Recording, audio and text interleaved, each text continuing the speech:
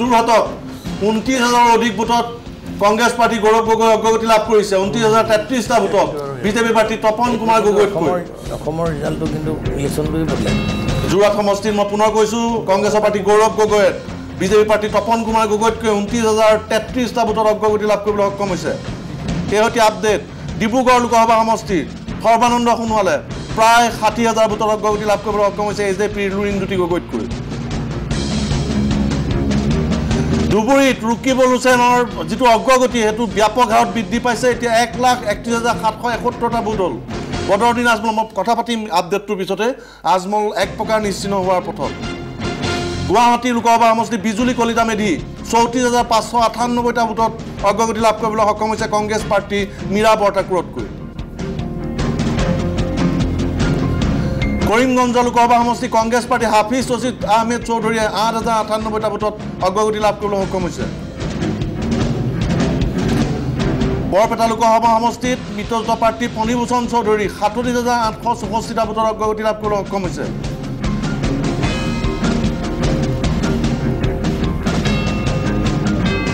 শিলচৰত পৰিমল শুক্লবৈদ্য বিজেপি প্ৰাৰ্থী 37,128টা ভোটত অগ্ৰগতি লাভ কৰিবলৈ সক্ষম হৈছে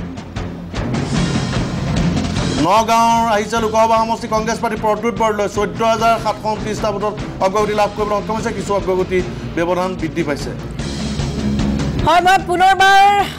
কোকৰাঝাৰ লোকসভা সমষ্টিত জয়ন্ত বসুমতাৰী ইপিপিএলৰ প্ৰাৰ্থী 10,908টা ভোটত অগ্ৰগতি লাভ কৰিবলৈ সক্ষম হৈছে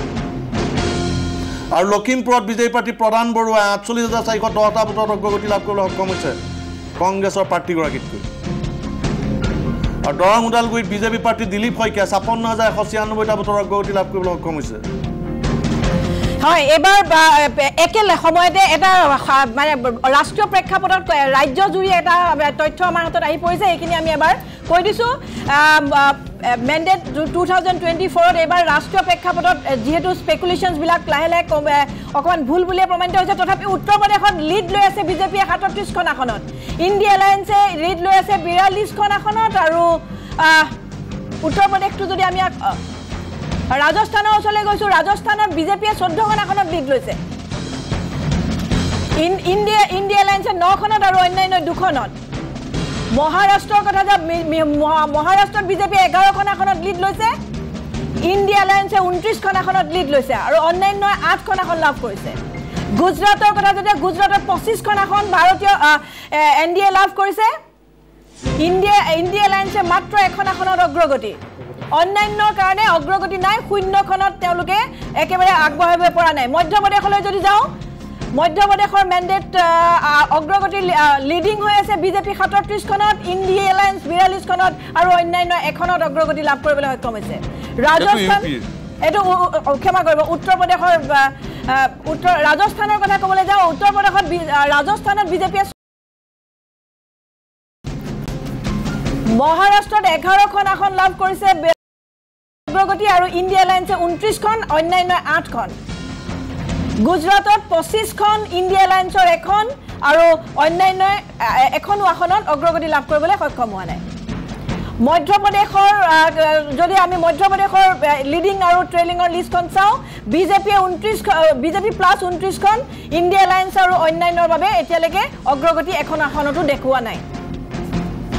298খন আসন এনডিএ অগ্ৰগতি লাভ কৰিছে এনডিএ অগ্ৰগতি ইণ্ডিয়া এলায়েন্সত 226খনত অগ্ৰগতি আৰু অন্যান্য 20খনত অগ্ৰগতি লাভ কৰি আছে সৰ্বভাৰতীয় পৰ্যায়ত আৰু অসমত ধুবুৰী লোকসভা সমষ্টিতে চাগে এতিয়া আটাইতকৈ বেছি লিডিং হৈ আছে আৰু মই সৰ্বভাৰতীয় এক খুব খৰকৈ যদি সৰ্বভাৰতীয় পৰ্যায়ত যদি দেখিবলৈ পাওঁ 294খন আসন এনডিএৰ কাৰণে 294খনত অগ্ৰগতি 229খনত ইণ্ডিয়া এলায়েন্সৰ অগ্ৰগতি দেখা গৈছে একদম যুদ্ধ খুব নেক টু নেক যুদ্ধ হৈছে আৰু 20খন আসনত অন্যান্য দলে 20খন আসনত অগ্ৰগতি এতিয়ালৈকে লাভ কৰি আছে সকলো পূৰ্বানুমানৰ বিপৰীতে গৈ 294খনত এতিয়ালৈকে গৈ আছে এনডিএ আৰু ইণ্ডিয়া এলায়েন্সেও কিন্তু যুঁজ দিছে 229খন আসনত আৰু 20খন আসন লাভ কৰিছে অন্যান্যই মেণ্ডেট 24 এইবাৰ প্ৰত্যাশিত অপ্ৰত্যাশিত যথেষ্ট মিশ্ৰিত আৰু এই অগ্ৰগতিৰ যিটো তালিকা দেখা গৈছে সৰ্বভাৰতীয় পৰ্যায়ত কিছু পৰিমাণে হ'লেও ৰাজনৈতিক পূৰ্বানুমানকাৰী ৰাজনৈতিক গণনাকাৰী সমীক্ষাকাৰীক অলপ হ'লেও কিন্তু ভাবিবলৈ বাধ্য কৰাইছে গতিকে এইবাৰ যথেষ্ট ইণ্টাৰেষ্টিং হৈছে অসমৰ ক্ষেত্ৰতো পুনৰ কৈছোঁ 10খনত বিজেপিয়ে অগ্ৰগতি লাভ কৰি আছে 4খনত কংগ্ৰেছে লাভ কৰি আছে অগ্ৰগতি